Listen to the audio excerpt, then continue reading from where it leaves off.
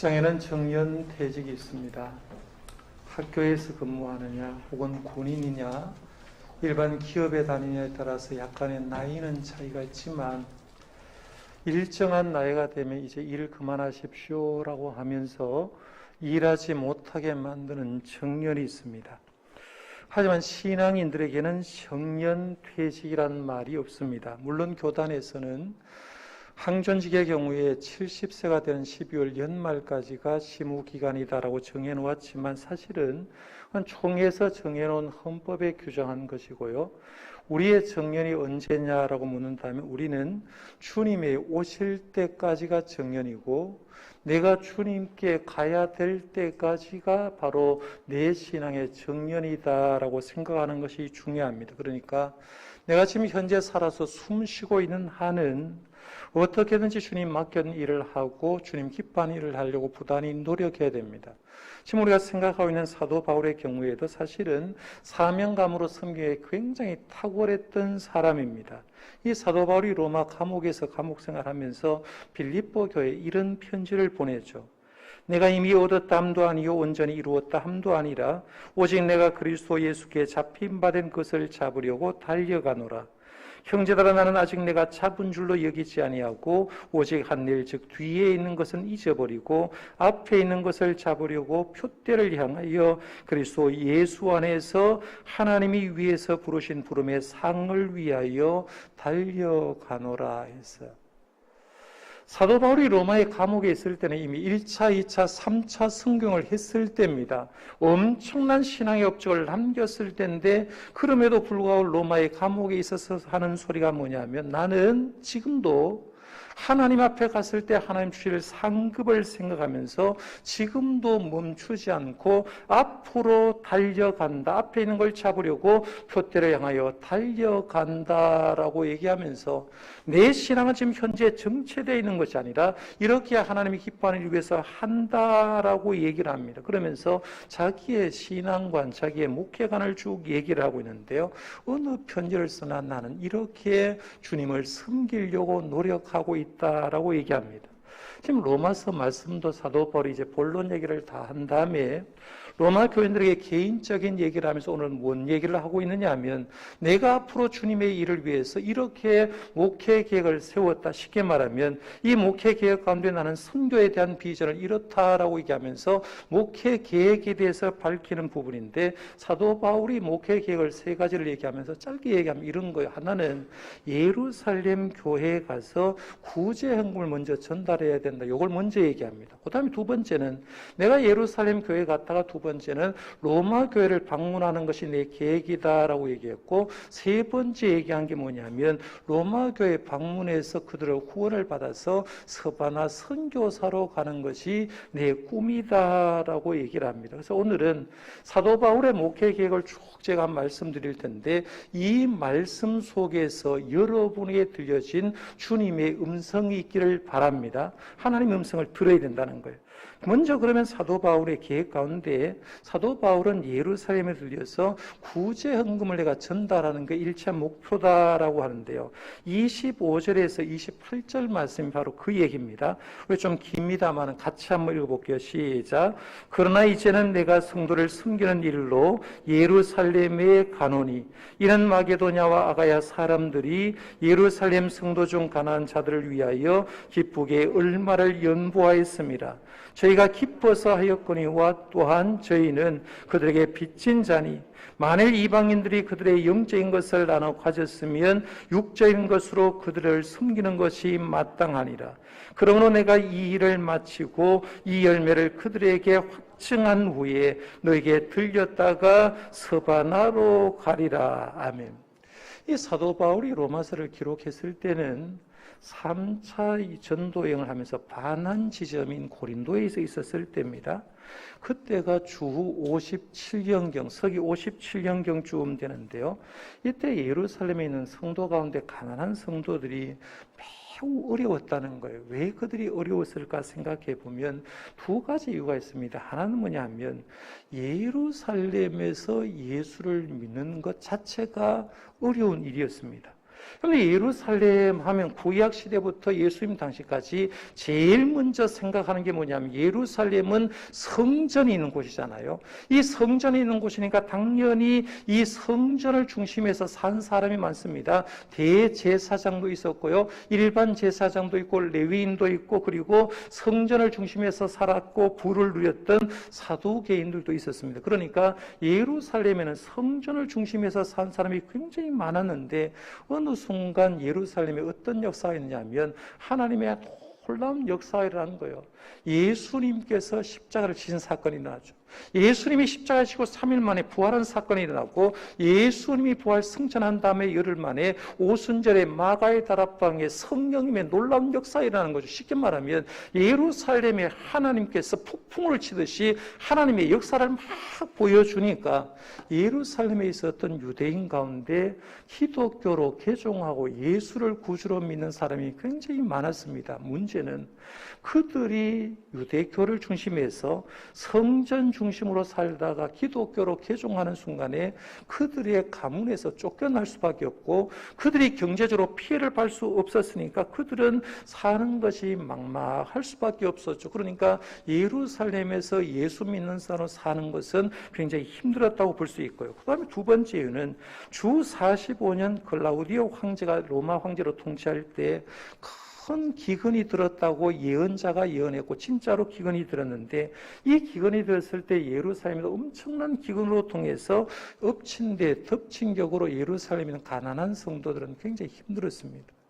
그럼 우리는 이런 생각하잖아요. 사도행전 2장에 보면 초대교회 당시에 돈 있는 사람이 집 팔고 밥 팔아서 구제를 해서 누구든지 유무상통하게 살았기 때문에 괜찮게 살았지 않습니까? 라고 생각하는데 그거는 초대교회 잠시예요. 왜냐하면 부자들이 항상 밥한 게 아니잖아요. 부자들이 항상 자기 집을 판 게 아니라 일정한 기간이 지나니까 결국에는 밥 파는 사람도 없었고 집을 파는 사람도 없은 거예요. 왜냐하면 예수 믿는 사람이 가난한 사람이 굉장히 많았기 때문에 그들이 끊임없이 구제를 할 수 없으니까 일정한 기간이 지나고는 예루살렘에 있는 예수 믿는 사람이 가난하게 살 수밖에 없게 되는 겁니다.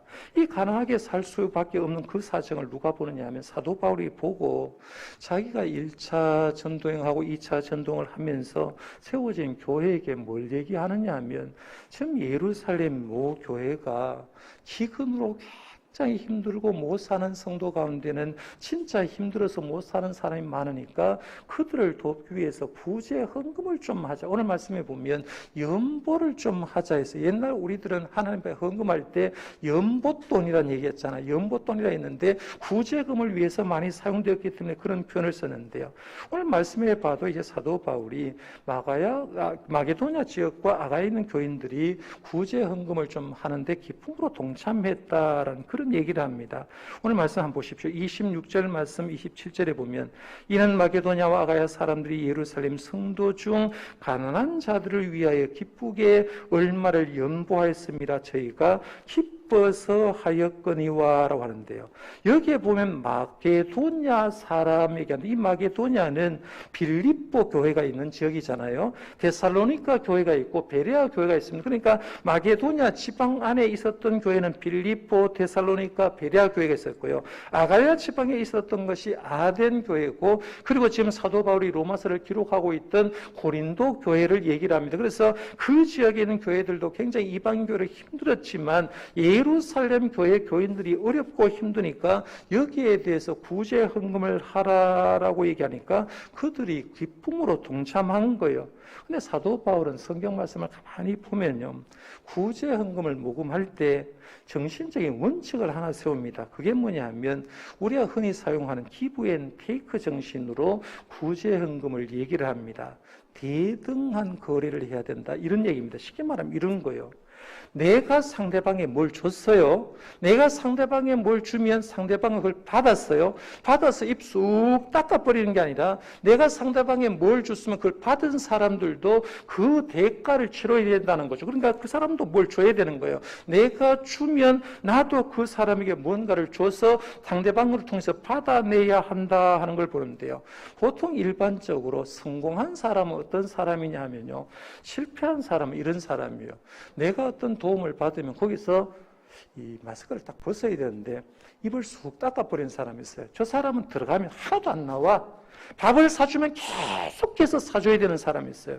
그런데 성공한 사람은 그런 사람이 아니에요. 내가 받으면 받은 것만큼 남을 해주고, 내가 받으면 받은 것 이상으로 해주려고 하는 사람은 대체적으로 성공한 인생을 살았다라고 얘기를 하는데, 지금 사도 바울은 마게도냐 아가 교회에게 얘기를 하는 게 뭐냐면, 너희들 받았다는 거예요. 너희들 예루살렘 모교를 통해서 받았는데 뭘 받았냐라고 얘기하니까, 너희들이 예루살렘 교회로 통해서 27절 말씀에 보면 영적인 것을 받았다고 얘기를 하죠. 한번 보십시오. 27절에 보면 저희가 기뻐서 하였거니와 또한 저희는 그들에게 빚진 자니 만일 이방인들이 그들의 영적인 것을 나눠 가졌으면 육적인 것으로 그들을 섬기는 것이 마땅하니라 라고 말하면서, 예루살렘 모교를 통해서 너희들이 이방인 교회가 영적인 것을 받았다라고 얘기를 합니다.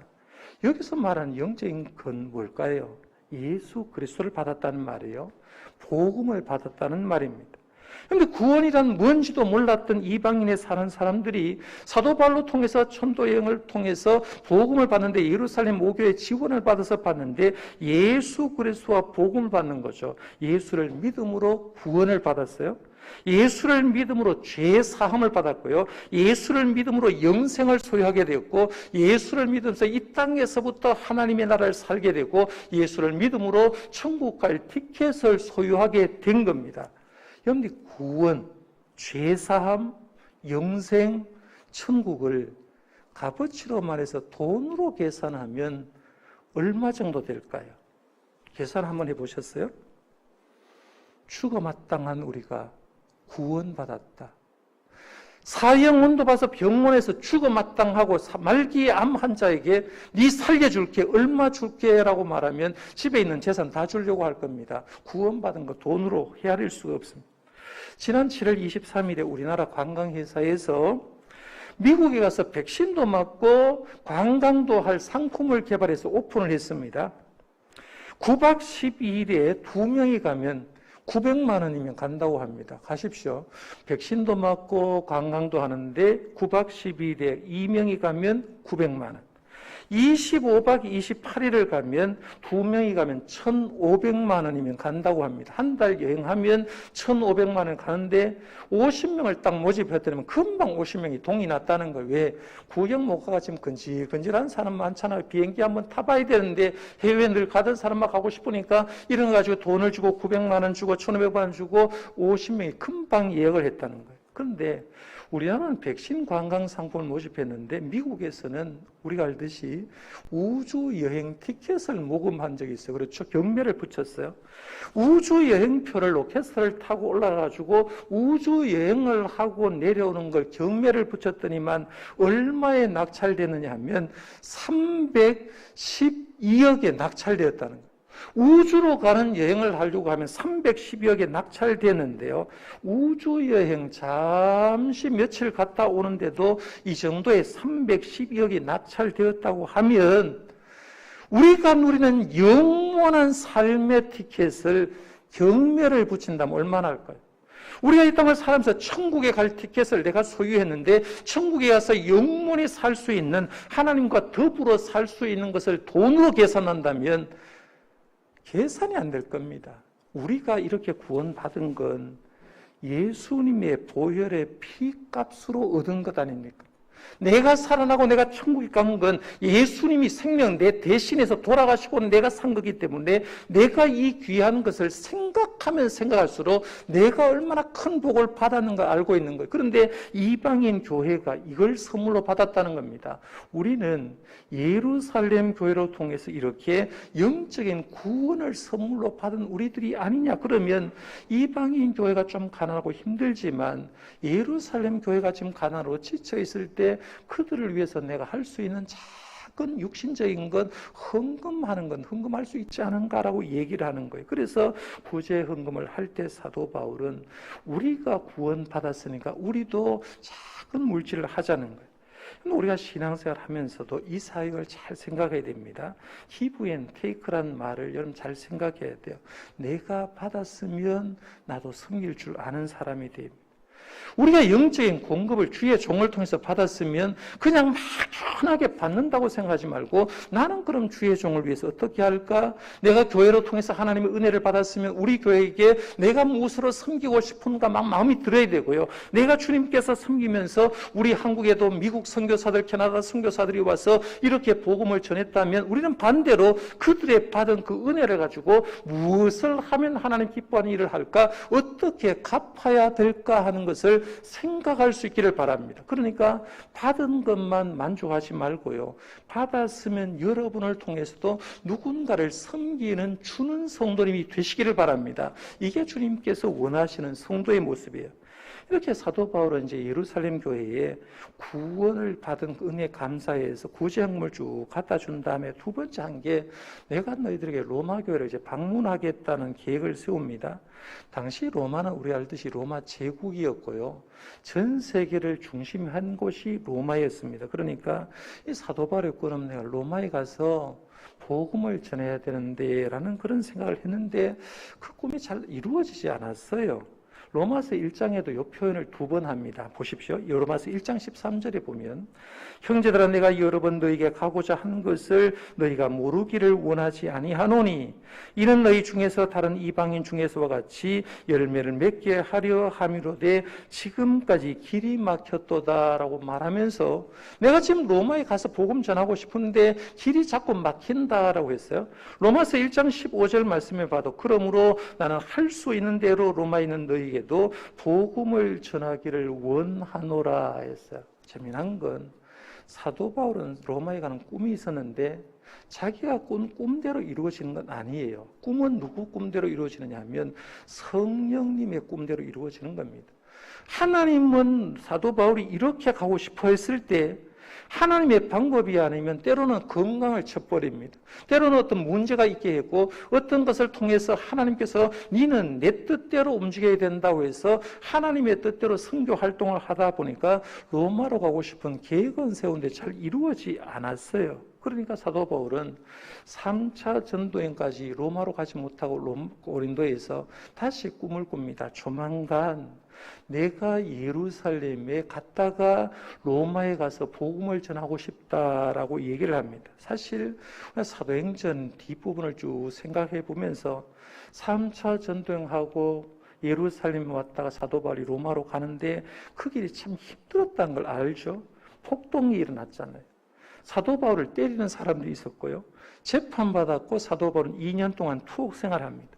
배를 타고 가는데 항해가 복잡한 항해였잖아요. 내렸다가 다시 타고 내렸다고 다시 타서 복잡한 항해를 가다가 결국에는 배가 난파해서 2주간 동안 목숨 걸고 죽을 위경을 겪어서 그 어려운 길로 로마로 들어가는 것을 보게 됩니다. 하여간 이때 지금 사도 바울이 로마서를 기록할 때는 고린도에 있었을 테니까 아직 그걸 몰랐을 때예요. 그러나 나는 로마에 가고 싶다. 그리고 로마에 가면 너희들에게 주고 싶은 것이 있고 로마 교회 가면 너희들에게 내가 준 다음에 너희들에게 받고 싶은 것이 있다고 말하면 또 기브 앤 테이크를 얘기를 합니다. 사도 바울은 로마 교회에 줄 것을 얘기하는데 29절에 이런 얘기를 합니다. 로마 교회에 줄 겁니다. 내가 너희에게 나갈 때에 그리스도의 충만한 복을 가지고 갈 줄을 아노라라고 했어요. 사도 바울이 로마 교회에 줄 충만한 복이 뭘까? 로마서 1장과 연계해서 얘기를 하면 이런 겁니다. 사도 바울이 로마 교회에 줄 수 있는 충만한 복 첫 번째는 사도 바울 자신이었습니다. 내가 선물이라는 거예요. 이 선물을 지금 청년부는요 실감하고 있을 거예요. 왜냐하면 다른 부서는 다 교역자가 있는데 청년부는 교역자가 지금 없어요. 담당 교역자가. 오늘은 전무부 목사님, 오늘은 저 전도사님 와가지고 막 설교를 하게 됩니다. 우리 교회도 지금은 아무 문제가 없잖아요. 근데 생각해봐요. 교회 왔는데 담임 목사가 없어요. 그럴 때가 있었잖아요. 지금이야 성도가 안 와서 그렇지 담임 목사는 항상 제자리에 지키고 있으니까 별 문제가 안 없는데, 교회가 문제가 있고 교회가 어려울 때 담임 목사가 없으면 교회에 와도 재미가 없습니다. 그렇잖아요. 지도받을 사람도 없고 지도해 줄 사람이 없는데, 예루살렘 교회가 그랬거든요. 신생교회예요. 지도하는 사람이 없습니다. 그러니까 사도 바울이 하는 게 뭐냐면, 내가 가는 것이 너희들에게 선물인 거예요. 사도 바울 자체가 선물인 거예요. 오늘 우리들도 신앙생활 하면서요, 진짜 훌륭한 주의 종 보는 것만 해도 행복할 때가 있을 겁니다. 그분 만나서 대화하는 것만 해도 행복할 때가 있는데, 사도 바울이 선물인 거예요. 그 다음에는 그리스도의 충만한 복이 뭘까? 첫째는 사도 바울이고, 결국에는 사도 바울이 가면 입에서 뭔 얘기할까요? 복음 얘기하겠죠. 구원의 사역 얘기하겠죠. 진리 얘기하는 거예요. 그러면 복음이 선물인 거죠. 내가 가서 너희들에게 주의 복음을 전하고 복음의 진리를 전하면 그것이 바로 꿈과 같은 복음 아니겠습니까? 그것이 너희에게 선물이다. 그 다음에는 사도 바울이 가진 다양한 은사가 있었습니다. 병 고침의 은사부터 시작해서 수없이 많은 은사가 있는데, 사도 바울이 가면 이 은사를 너희들에게 주겠다라고 얘기를 합니다.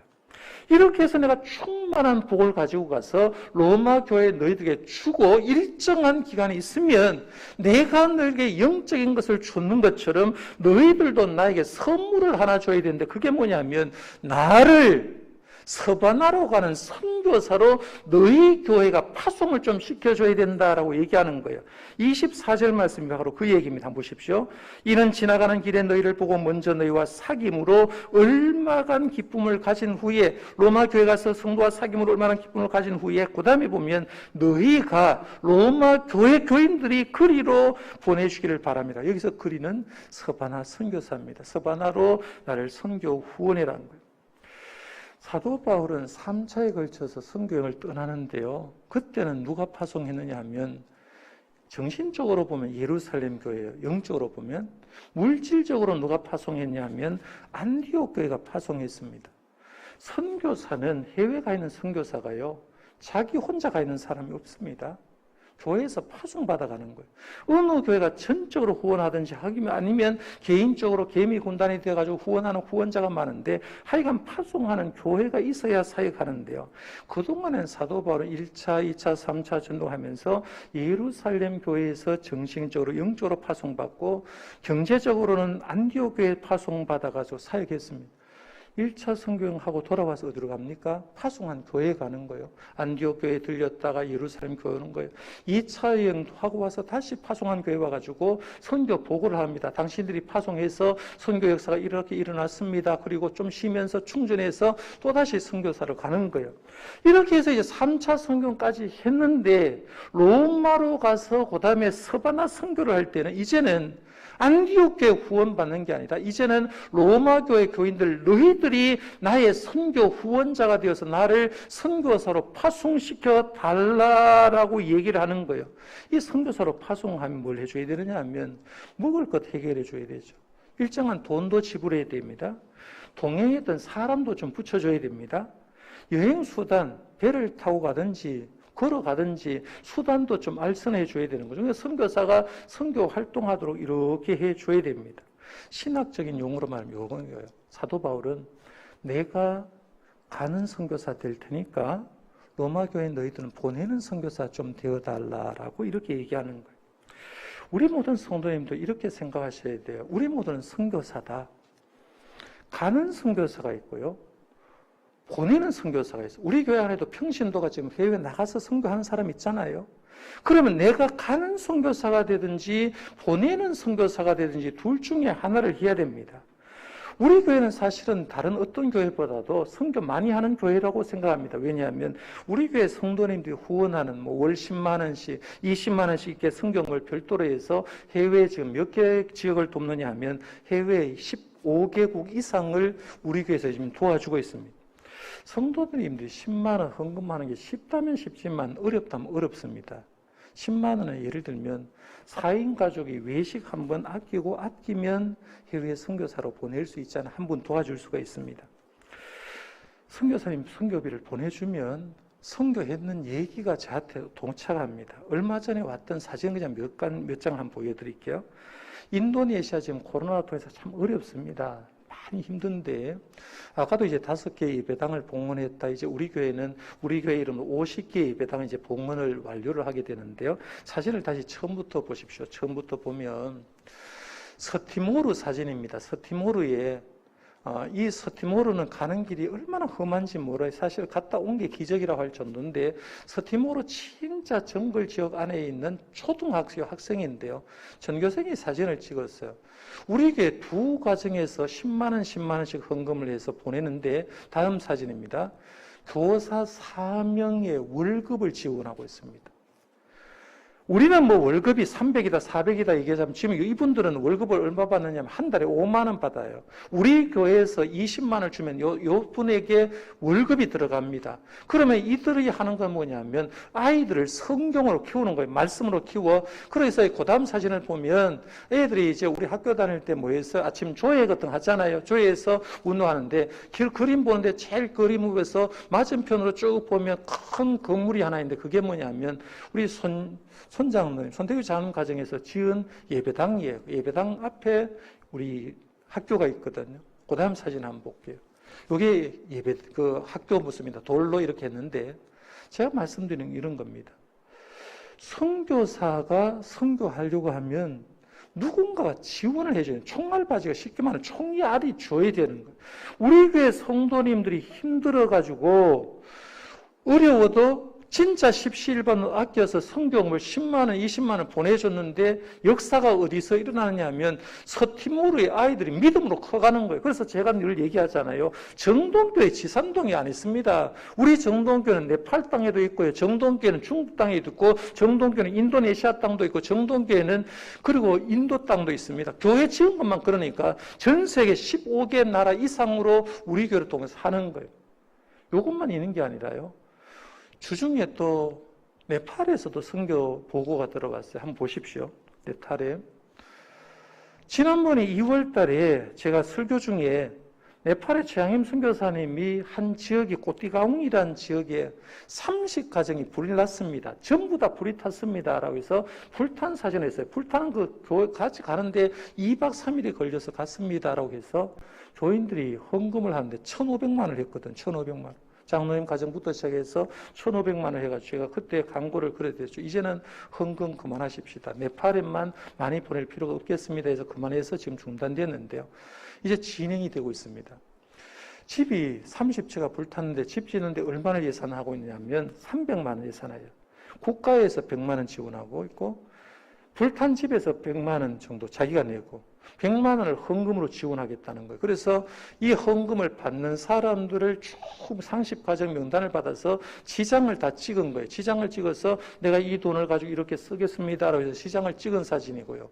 그 다음 사진은 보면, 그 다음 사진 한번 보십시오. 그 다음 사진은 이 혜택을 받을 꼬띠가웅 마을에 있는 사람들 단체 사진이에요. 드디어 이제 우기철이 돼가지고 일을 하기 시작하는데, 그 다음 사진입니다. 제재소에서 나무를 만드는 거예요. 지금 우리나라 같은 경우에는 언제든지 가능하지만 거기는 가는데 너무 힘드니까 목재를 가지고 제재소에 만들어서 그 다음 사진에 보면 사람들이 목재를 가지고 집 지으려고 들고 가는 장면을 보내온 거예요. 그러면서 하는 말이, 정동교의 아름다운 선교 헌금이 이렇게 사용되고 있습니다 라고 보고가 들어오는 거예요. 우리는 여기에서 앉아서 가만히 있는 것 같지만 우리 교회가 선교지를 후원하니까 우리 교회의 역사가 어디 나느냐 하면 인도네시아 서티모르 땅에도 일어나고 네팔 땅에도 일어나고 있다. 이런 지역이 너무 많으니까 매주일만은 소개를 할 수가 없는데, 지금 사도 바울이 얘기하는 거예요. 내가 너희들에게 은혜를 줬으면 너희들도 이제는 나를 서바나로 가는 선교사로 후원해 줘서 내가 선교사로 가는 복음의 도구가 되게 해달라고 얘기하는 거예요. 저와 여러분들이 믿음 생활하면서요, 내가 나를 통해서 하나님의 역사가 일어나는 걸 보고 행복해 하시기를 바랍니다. 요즘 가끔 힘들다고 생각하죠. 날씨는 덥죠. 코로나 소식은 별로 안 좋죠. 직장 생활도 힘들죠. 그러니까 믿음 생활도 이렇게 침체될 때가 있어요. 제가 가끔씩 그런 얘기 하잖아요. 저희 어머니가 농사를 지을 때 서숙농사, 조농사 짓는 게 제일 힘들었다고 얘기해요. 조를 하는데 풀인지 존지 구별이 안 되는데 이게 하나하나 뽑으려면 너무 힘들어. 땀은 나고 힘들 때 어머니가 해결한 방법은 뭐냐면 힘들 때 앞에 있는 일할 거 보지 않고 그 자리에서 일어섰다는 거예요. 일어서서 뒤를 한번 돌아봐. 내가 그동안 일을 해놓은 걸 보면 호라 밭이 흔해지고 풀이 뽑혀진 걸 보면서 다시 허리를 2번 두드리고 앉아서 일을 했다는 거예요. 지혜가 하나 보이는 게 뭐냐면 내 삶이 어리고 지칠 때, 영적으로 침체될 때 앞을 보면 막막하지만 뒤를 돌아보면 여러분을 통해서, 우리 교회를 통해서 흔적이 남긴 걸 보고 힘을 내시기를 바랍니다. 이게 중요하다는 거예요. 그래서 우리는 이 본문 말씀 속에서 사도 바울은 이렇게 하기를 원했구나. 그래서 로마 교회에 가는 꿈을 얘기해요. 그 다음에 3번째 목회 계획은 나의 최종 목적지는 서바나다, 이런 얘기를 합니다. 23절, 24절 한번 읽어볼까요? 시작.